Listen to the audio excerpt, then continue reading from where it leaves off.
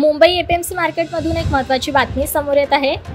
Mumbai APMC मध्ये सभापती म्हणून प्रभू पाटील यांनी पदभार स्वीकारल्यापासून उत्पन्न वाढीसाठी त्यांनी आपल्या पद्धतीने धडाकेबाज कारवाई सुरू केली आहे।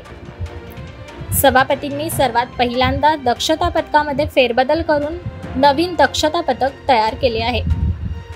या दक्षता पथकाने मागील 10 दिवसात बाजार समितीचा सेस न भरता मोठ्या प्रमाणात शेतमालाचा अनधिकृतपणे आयात करणाऱ्या आयातदारांवर कारवाई केली आहे। हे आयातदार बाजार समितीच्या विना अनुज्ञप्तीशिवाय व्यवसाय करत होते। या आयातदारांच्या आणि व्यापाऱ्यांच्या बाजार समितीचा सेस बुडवणाऱ्या गाड्या या पथकाने पकडण्यास सुरुवात केली आहे। आतापर्यंत अशा 7 गाड्या पकडण्यात आल्या आहेत। यामध्ये मोठमोठ्या कंटेनरचा समावेश आहे। या मालाची किंमत जवळपास 6 कोटींच्या घरात आहे। या पथकाकडून जवळपास 11 लाखांची दंड वसुली आतापर्यंत करण्यात आली आहे।